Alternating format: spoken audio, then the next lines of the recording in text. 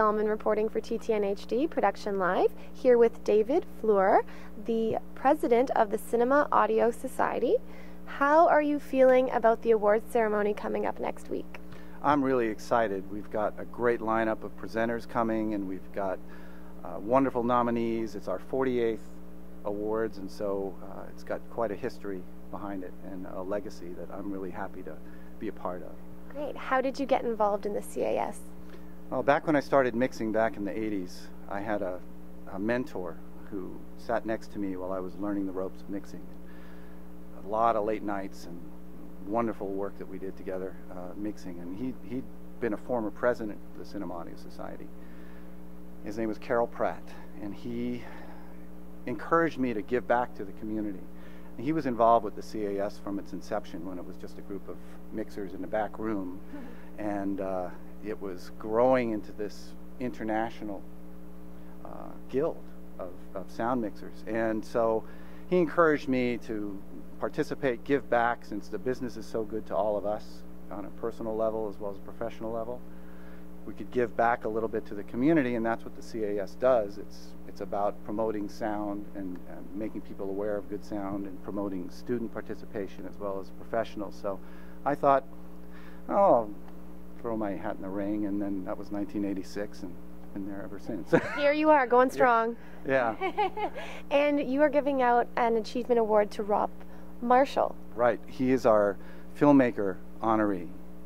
And we're very, very fortunate to have him and Penelope Cruz, who's going to be presenting with him, as well as Michael Minkler, an Oscar winner, and Lee Orloff, and Paul Massey, Oscar-nominated, Oscar-winning mixers, are going to be all there to help Rob enjoy his evening. And so I'm very excited about that. Great. And Sam Rubin is hosting the event. How did you get in touch with Sam? Sam's been hosting our event for the last 5 or 6 years. He's a local entertainment guru on KTLA Channel 5. So he really knows all the shows, knows all the people. He's spontaneously funny, and he can really carry our show along from start to finish in a fun way, and improvise too along the way. So he also helps us get the word out, and helps us really promote the show as well. So it's been great working with him. You've been in the sound mixing business a long time. Since 2004 you've been here at Disney.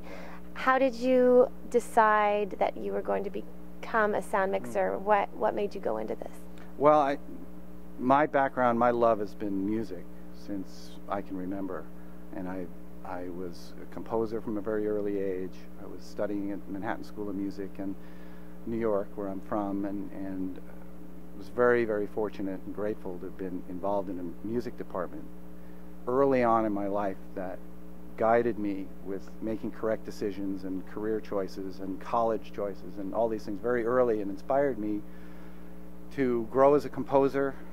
And then when I got into college and I was majoring in electronic music composition, I thought, well, what am I going to do with that? And started working with mixing consoles and electronic equipment and recording equipment, and found myself really enjoying that part of it as well, being in electronic music, recording all my friends and recording, making small record albums and things, and realized that the mixing console for me became an instrument, just as the piano did, or as a conductor conducts an orchestra. I was finding myself aware of the power of how sound can influence, emotional content and help tell a story. And I started really getting interested in sound for picture about 1980. Basically came out from New York, got involved with a company called Compact Video, which was a very, very high-end. There was a lot of talented people there that if you paid attention, you could learn a lot from. And it became obvious that if I just kept my mouth shut and listened and watched and learned and worked on my own, that things could happen. And I finally found my way towards sound for picture as an editor and as a mixer, then mixing from television, working my way up with my long-term goal to be feature films. But I found myself doing a lot of music projects, which came kind of naturally, communicating and working with the music world in television and then feature films.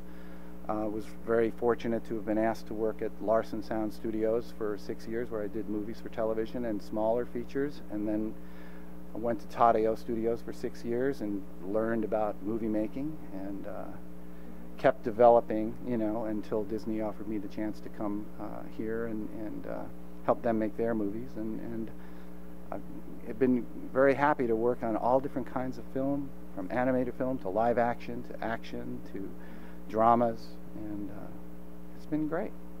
And you've worked on Tangled, Enchanted, South Park, so many.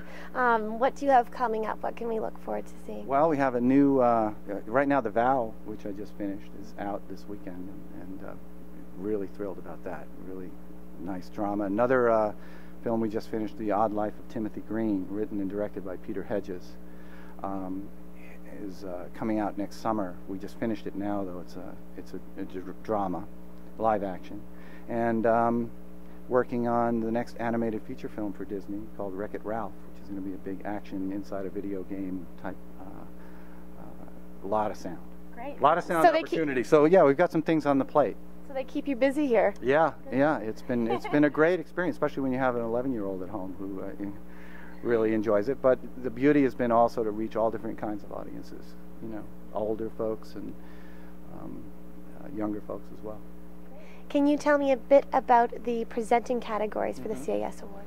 We have 4 categories we were presenting in for achievement in sound mixing: television series, television movies for television, non-fiction, drama, documentaries, music specials, and motion pictures. We're also presenting our Career Achievement Award to Mr. Scott Milan, who has a long and distinguished career in sound mixing, from Apollo 13 through Gladiator, through The Help most recently. So he's a very high-profile mixer, and we're honoring him in that next week, as well as Rob Marshall, who is our filmmaker honoree, who Memoirs of a Geisha, directed Chicago, just finished Pirates of the Caribbean. So we honor our filmmakers for what they contribute to sound, and those films, among many of his others, musicals as well as the action stuff, all heavily involves sound mixing. We also offer 2 technical awards for production sound and for post-production sound. Products that have been innovative and moved our tools forward that we use in production sound and post-production sound. So it's going to be a really fun night. And is there a website that we can check out for the CAS Awards? Yeah, absolutely. You just go to cinemaaudiosociety.org, and everything you need to know for the awards, the history of the Cinema Audio Society, membership applications, anything you need, just a click away. Great. And ticket information and everything is there? Ticket information, there's a PDF you can click on that you can download that gives all the information. The events at the Biltmore Hotel, downtown Los Angeles, February 18th. And ticket information, room information, everything you need is right there. Perfect. Well, I look forward to covering the event as well, and thank you so much for the interview and all the information on the CAS. So best of luck with your upcoming projects as well. Thank you very much. Thank you.